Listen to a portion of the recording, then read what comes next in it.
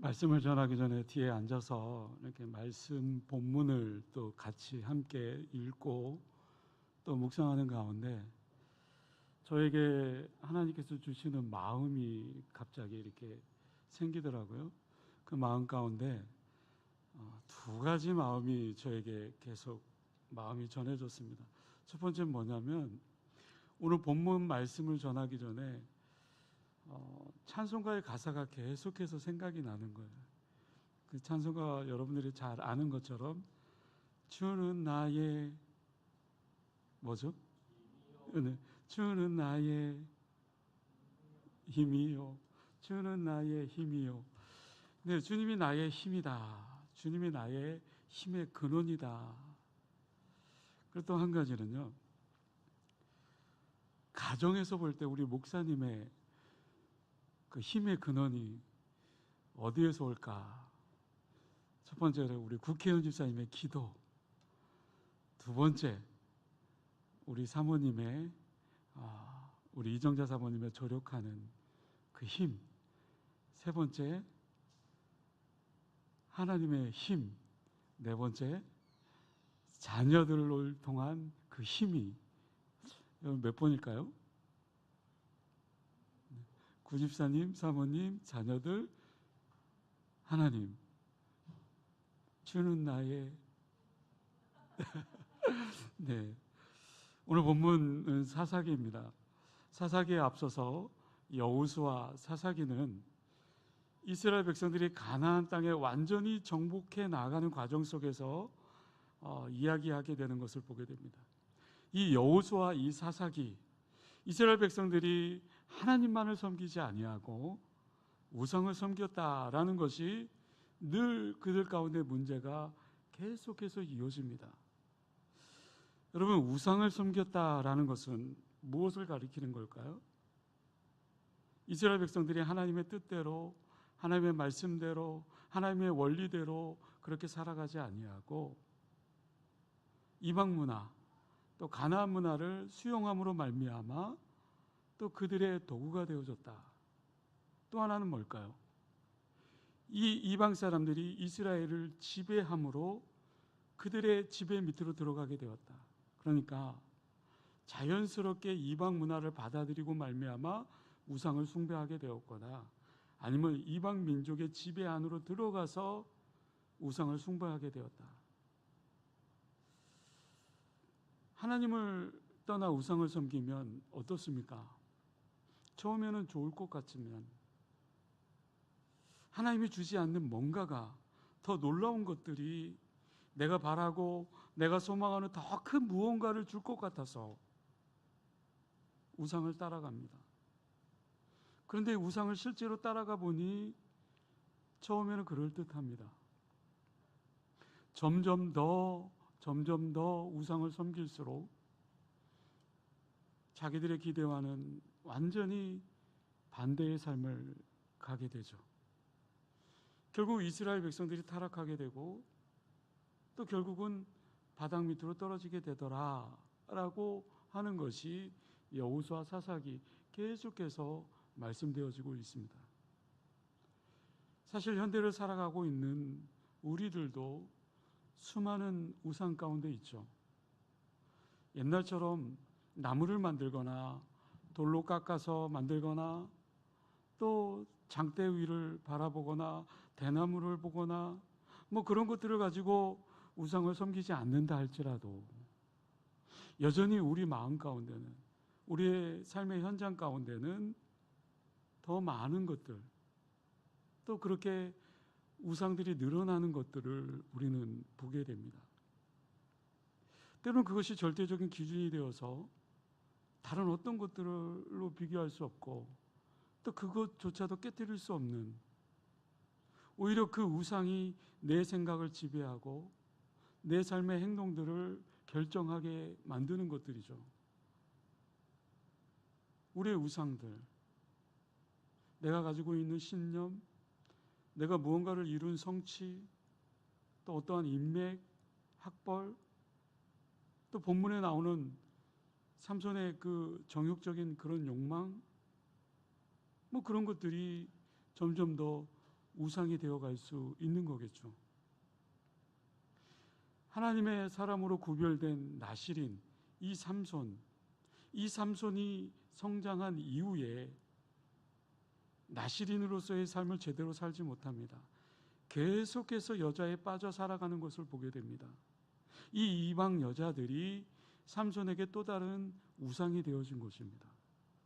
여러분, 혹시 오늘 삼손과 같이 우리가 만든 어떤 우상에 빠져서 우리의 인생이 거기에 끌려가고 있지는 않은지, 내 눈에 좋은 대로 사사기에 나오는 말씀처럼 내 소견에 옳은 대로 살아가고 있는, 어쩌면 그것이 우리의 모습은 아닐까.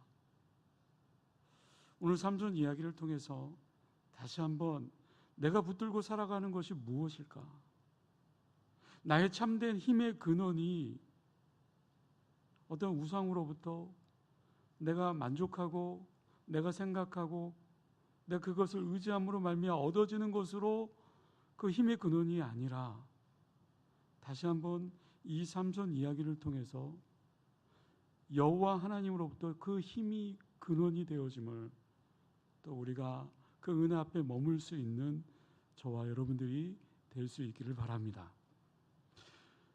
삼손 이야기는 예전에 어렸을 때 명절에 영화로 이렇게 그냥 신앙적으로 보지 않고 그냥 영화로 그냥 단순히 삼손의 놀라운 그 힘, 그 능력, 그런 것들을 본 적이 기억이 납니다.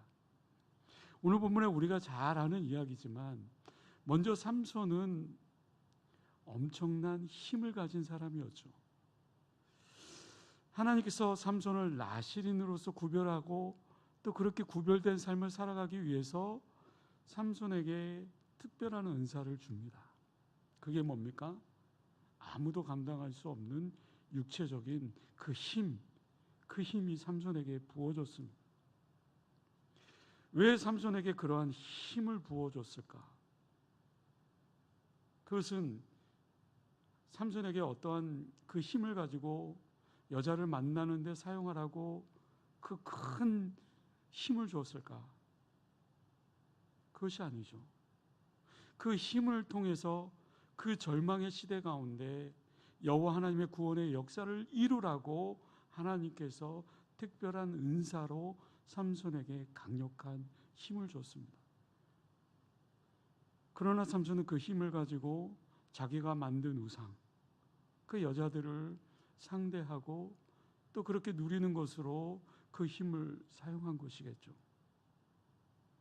그럼에도 불구하고 성경의 13장에서 사사기 13장에서 16장까지 계속해서 삼손의 이야기가 반복되는데 13장 14장에 보면 하나님의 영이 삼손에게 임했다.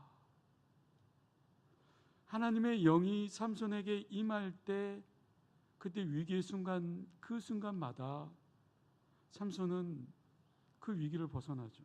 그러나 여전히 삼손은 그것을 인지하지 못하고 여전히 자신의 그 우상을 만들고 그 우상에 빠져들어가게 됩니다. 그 연속된 이야기가 바로 오늘 본문의 이야기죠. 오늘 본문 1절에 보면 삼손이 만난 두 번째 여자, 그 이야기를 하고 있는데요. 그 이 여자는 다름 아닌 가사 땅에 있는 기생이었습니다. 창녀라고 소개하고 있습니다. 삼손이 블레셋의 중앙부에 왔다라는 그 소식을 듣고 블레셋 사람들은 얼마나 흥분되었겠습니까? 왜냐하면 이제야말로 우리 땅에 굴러들어온 이 삼손을 잡을 수 있는 저루의 기회다, 그렇게 생각했죠. 제 발로 걸어 들어온 이 삼손을 놓치지 않으려고 많은 사람들이 모여서 그 집을 둘러싸고 있었습니다. 밤이 지나고 이제 새벽에 동뜨기 전까지 계속해서 무장하며 지키고 있는 겁니다. 그런데 의외의 사건이 일어납니다. 3절에 보면 그 밤중에 갑자기 일어나서 도망 아닌 도망을 가는 겁니다. 가사라는 땅에서 그 헤브론 산 꼭대기까지 무려 60km 정도가 된다고 하는데 자동차로 60km를 달리면 1시간을 달려야 됩니다. 결코 가까운 거리가 아닙니다. 맨몸으로 갔습니까? 그렇지 않습니다. 삼손은 아주 의외의 행동을 하게 되는데 그 가사성의 문짝과 두 문솔주와 그리고 문기장을 빼어가지고 그것을 어떻게 했다고요? 3절에 보면 어깨에 메고 헤브론산 앞꼭대기까지 갔다. 일반적으로 상식으로 보면 이 삼손의 이 힘은 우리가 이해할 수 없는 그런 놀라운 그 힘을 가졌다라는 거죠. 블레셋이 아무리 그 길을 막았던들 그것을 삼손을 막지는 못했던 거예요. 왜 성문을 메고 가는 힘 앞에, 그 문솔줄을 들고 가는 그 힘 앞에 아무도 감히 나설 수 없었다라는 거죠. 지금 삼손이 자기 힘을 철저하게 드러내고 자기 힘을 보여주고 있는 것을 나타내고 있습니다. 자기의 힘, 삼손의 힘.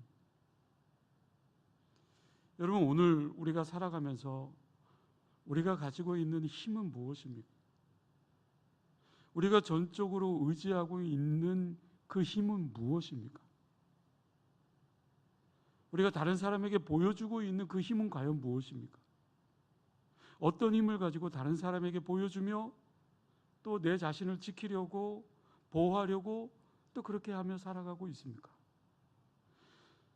내가 가지고 있는 어떤 육체적인 힘이나 명예나 때로는 물질이나 지식이나 인맥이나 경험이나 환경이나 어떤 내가 가지고 있는 사상이나 이념이나 그 신념들을 가지고 그것이 오늘 나를 이끌 수 있는 그 힘이라고 생각하고 그 힘만을 의지하고 살아가고 있는 우리의 모습은 아닌지, 오늘 삼손 이야기를 통해서 다시 한번 우리가 가진 힘 과연 무엇일까? 그 힘이 지금 하나님 앞에 재조명되고 또 다시 한번 우리가 또 인지하고 또 깨닫는 은혜가 있을 수 있기를 바랍니다. 말씀을 이어가 보면 블레셋 사람들이 삼손의 힘의 근원이 도대체 어디에 있을까? 궁금했습니다. 알고 싶었습니다. 저와 여러분들의 힘의 근원이 어디에 있을까? 두 번째 여인 기생과 3절 만에 그 헤어집니다. 그리고 4절부터는 계속해서 이제 드릴라가 등장합니다. 삼손이 소래꼭지하기로 갔다라고 했는데 아까 가사 그 기생 여인은 남쪽에 있었죠. 그리고 이제 이 소렉은 이스라엘의 중앙부 쪽으로 올라오게 됩니다. 이 소렉 골짜기는 이스라엘에 들어가고 나가고 블레셋 땅에도 들어가고 나가고 할 수 있는 그 경계선 부근입니다. 이스라엘의 요단강을 중심으로 이 블레셋 땅에 들어가고 나가고 하는 소렉 골짜기, 지금 이 블레셋 사람들이 들어온 것을 보게 되면 아마 이 블레셋 땅의 소렉 골짜기가 아닐까. 어쨌든 드릴라라고 하는 여인을 삼손이 사랑하게 됩니다. 삼손의 그 3명의 여자가 있습니다. 근데 유일하게 이름을 밝힌 여자가 드릴라입니다. 드릴라의 그 이름의 뜻이 뭐냐면 밤이라고 하는 그 단어와 또 여자라고 하는 단어의 합성어입니다. 다시 말해서 밤의 여자라는 그런 뜻을 갖고 있습니다. 저는 이것을 보면서 부모가 도대체 어떤 환경에 있었길래 조금은 이해가 되지 않습니다. 왜 자식의 이름을 밤의 여자라고 이름을 줬을까? 그 당시에 이 드릴라가 어떤 환경에서 태어났을지는 모르겠지만 그 아이의 이름을 밤의 여자라고 했다? 반대로 삼손의 이름의 뜻이 무엇입니까? 태양입니다. 태양은 낮의 사람이죠. 이 드릴라는 밤의 여인이고요. 낮에 태양인 삼손과 밤에 관련된 여자인 드릴라가 만나는 겁니다. 상식적으로 태양과 흑암이 만나면 누가 이기게 되어 있습니까? 당연히 태양이 이기겠죠. 빛이 이기겠죠. 빛이 있으면 어둠이 사라지겠죠. 그런데 삼손은 태양임에도 불구하고 밤에 그 드릴라에게 사로잡히게 됩니다. 빛을 잃어버리게 되는 거죠. 이것이 오늘 삼손과 드릴라의 숨겨진 모습입니다. 삼손을 잡기 위해서 블레셋 사람들이 드릴라를 설득하게 됩니다. 블레셋 사람들은 드릴라에게 은 1100세겔이나 주겠다. 5절 끝에 보니까 우리가 각각 은 1100세겔을 너희에게 주리라 하니, 한 사람이 모두 한꺼번에 모여가지고 은 1100개를 주는 게 아니라 여러 명 각각이 1100세겔을 주겠다라는 겁니다. 당시에는요, 블레셋이 5성읍으로 나눠져 있습니다. 이 5성읍의 지주들이 말하기를 우리가 각각 1100세겔을 주겠다. 그러니 삼손의 비밀을 알아봐라. 여러분, 1100개씩 5명이 주면 몇 개가 되겠습니까? 네, 5500세겔이 되겠죠. 은 5500세겔은 얼마나 큰 것이었냐면요, 당시에 노동자 한 명의 1년 수입이 은 5에서 15개였습니다. 그러니까 은 15개를 받았다라고 친다고 한다면 이 노동자가 몇 년을 벌어야 됩니까? 자그만치 360년.66666. 당시에 노예값이 20에서 60세겔이라고 치면 이 노예를 무려 몇 명이나 살 수 있겠습니까?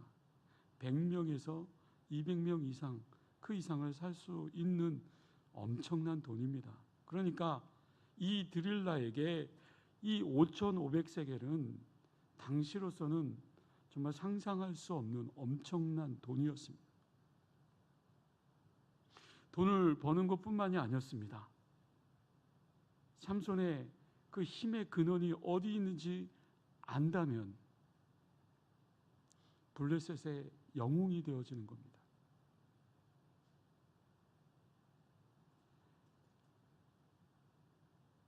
이방 여자예요. 숨겨진 여자예요. 밤의 여자예요. 버림받은 여자예요. 아무도 알아주지 않는 이 여인은 만약에 블레셋 사람들에게 삼손을 건네주면 부와 명예를 다 얻을 수 있는 겁니다. 그렇게 거금을 들여서 블레셋 사람들이 알고 싶어하는 것이 두 가지였습니다. 5절에 보니까 무엇을 블레셋 사람들이 여인에게 요구했는가라는 것을 보면 알 수 있습니다. 첫 번째는 무엇입니까? 무엇으로 말미암아 그 큰 힘이 생기는지, 삼손의 그 힘의 근원이 무엇인지라는 것을 알아오라. 두 번째, 어떻게 하면 삼손을 결박하여 굴복하게 할 수 있는지, 이것은 하나님이냐 아니면 블레셋의 다곤신이냐, 이것과도 같습니다. 6절에 보면 드릴라가 삼손에게 계속해서 반복적으로 동일하게 이야기를 합니다. 당신의 힘의 근원이 어디에 있습니까? 무엇으로 말미암아 그 힘이 생기는 겁니까? 어떻게 하면 당신을 능히 결박할 수 있겠습니까? 왜요? 블레셋 사람들은 이 삼손의 힘의 근원을 알고 싶어 했습니다. 결국 삼손을 무너뜨리기 위해서입니다. 삼손의 그 힘의 근원을 끊어버림으로 말미암아 자신들이 삼손을 지배하려고 했던 거죠. 삼손을 무너뜨림으로 말미암아 자기들이 마음껏 삼손을 다스리고 통제하려고 하는 그런 생각이 있었던 겁니다. 그런데 이것은 나중에 보면 블레셋과 삼손의 문제뿐만이 아닙니다. 블레셋의 신인 다곤신과 삼손이 섬기는 여호와 하나님과의 전쟁으로 연결되어집니다. 바꿔 말하면 블레셋이 삼손의 힘의 근원을 제거함으로 말미암아 더 위대한 신이 무엇인가를 인정하고 자기들 스스로 기뻐하고 또 그렇게 만족하며 또 누리기 위해서인 거겠죠. 여러분, 오늘 이 세상을 살아가는 우리의 삶의 자리에도 동일하게 적용되어질 수 있습니다.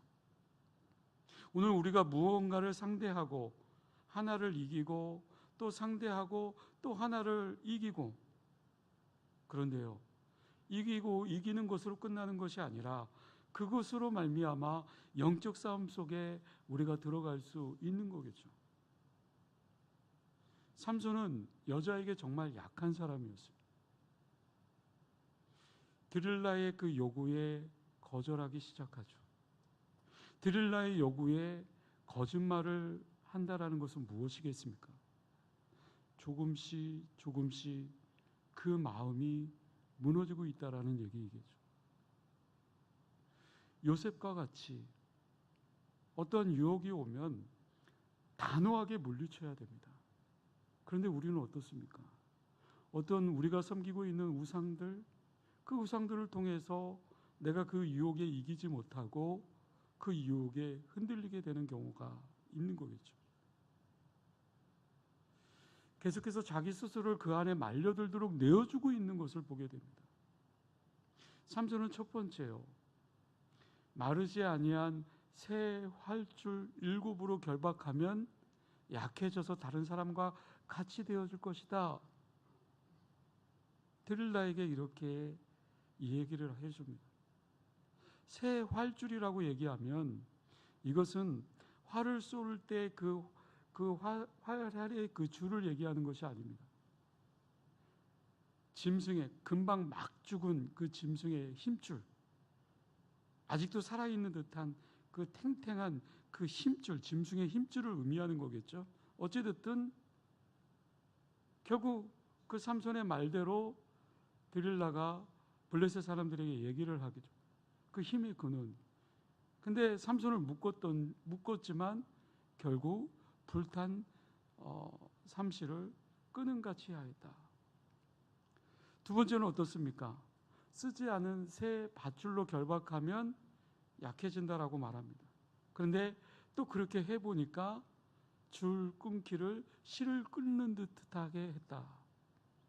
세 번째 또 그렇습니다. 세 번째, 머리털 7가닥을 배틀의 날실과 섞어서 짜게 되면 내 힘이 약해질 것이다. 삼손이 잠을 깨어가지고 어떻게 합니까? 그 배틀의 그 몸체를 날실과 다 빼내어서 던지게 되죠. 세 번째까지 그렇게 이어집니다. 마침내 드릴라는 삼손을 괴롭히게 됩니다. 16절에 보면 날마다 그 말로 그를 재촉하여 조름에 삼손의 마음이 번뇌하여 죽을 지경이라. 얼마나 괴롭혔을까요? 얼마나 괴롭혔으면 견디지 못하고 마침내 삼손이 진실을 얘기해버리고 말게 됩니다. 머리에 삭도를 대지 않았는데 내 머리가 밀리게 되면 내 힘이 내게서 떠나가게 될 것이다.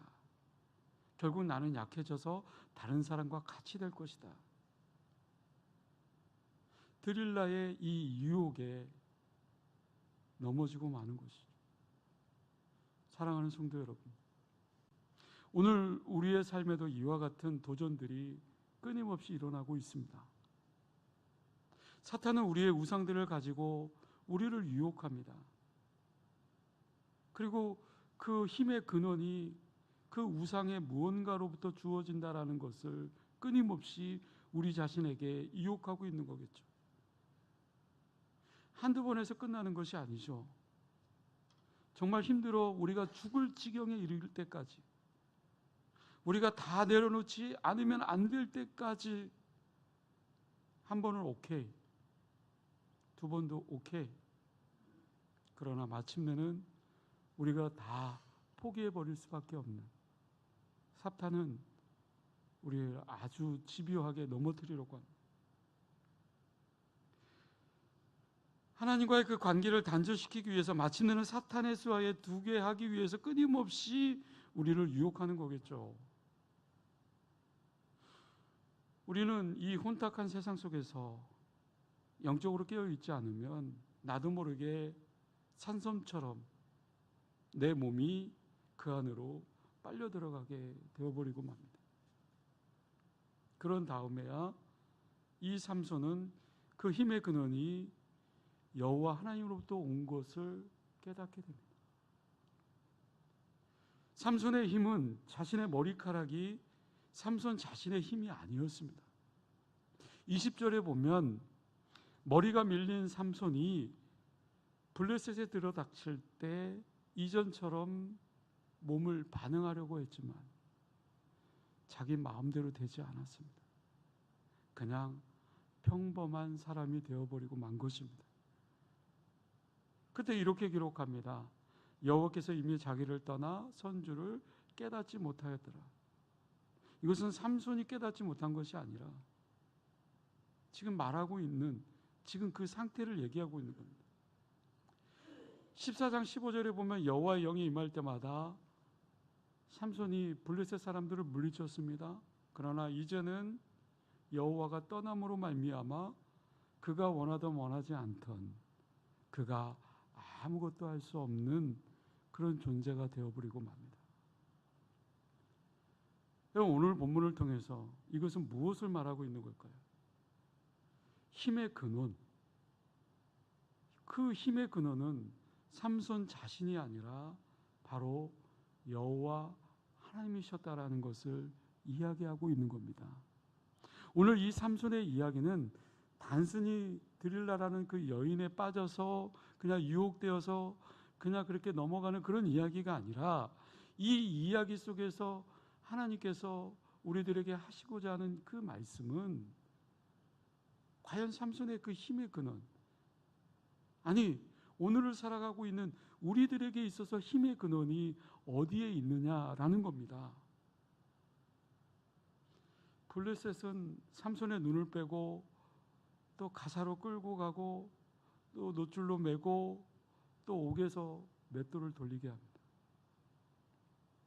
그 장면을 보면 블레셋 사람들이, 오늘 본문은 아니지만 23절에 보면 다 모여 그들의 신 다곤에게 큰 제사를 드리고 즐거워했다라고 얘기하고 있습니다. 다곤의 그 신의 도구가 되었을 때 그때 삼손은 힘의 근원이 하나님이었음을 깨닫게 된 것입니다. 여러분, 우리가 삼손 아니겠습니까? 비록 우리가 성문짝을 어깨에 메고 정말 육체적인 힘이 없다 할지라도 우리 스스로가 그것에 견줄 만한 힘이 내 안에 무언가 하나씩 가지고 있는 어떤 우상을 가지고 있고 하나님이 아니라 그것을 의지하며 그것을 내 스스로 만족하며 무언가 그것이 나를 이끌 것 같은 그런 생각을 가지고 또 그렇게 살아가고 있지는 않습니까? 오늘 내 세상을 살아가면서 내 생각이, 내가 가지고 있는 어떤 굳은 신념이 그것이 전부인 줄 알고 그것이 최고인 줄 알고 또 그것을 붙들고 나아가지만 그러나 그것 또한 내 것이 아니라는 거죠. 여호와 하나님 앞에 엎드릴 수 있는 은혜가 오늘 우리에게 있기를 간절히 원합니다. 그리고 여호와 하나님으로부터 흘러나오는 그 힘의 근원을 보는 은혜가 우리의 삶 가운데 있어야 될 줄로 믿습니다.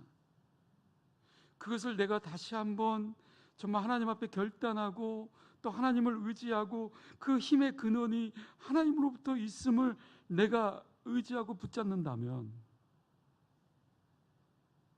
내가 왜 이 땅에 존재하는지, 나에게 부어진 그 사명이 무엇인지, 내가 무엇을 위해 살아가고 있는지를 다시 한번 보게 되는 은혜가 있을 줄로 믿습니다. 그러면 지금 여러분들은 어디로 가고 있습니까? 무엇을 붙들고 또 그곳을 향해 달려가고 있습니까? 다시 한번 하나님이 우리에게 주신 분명한 표대를 향해서, 분명한 사명을 향해서 분명한 하나님의 부르심 앞에서 의미 있는 인생, 가치 있는 인생을 살아가기 위해서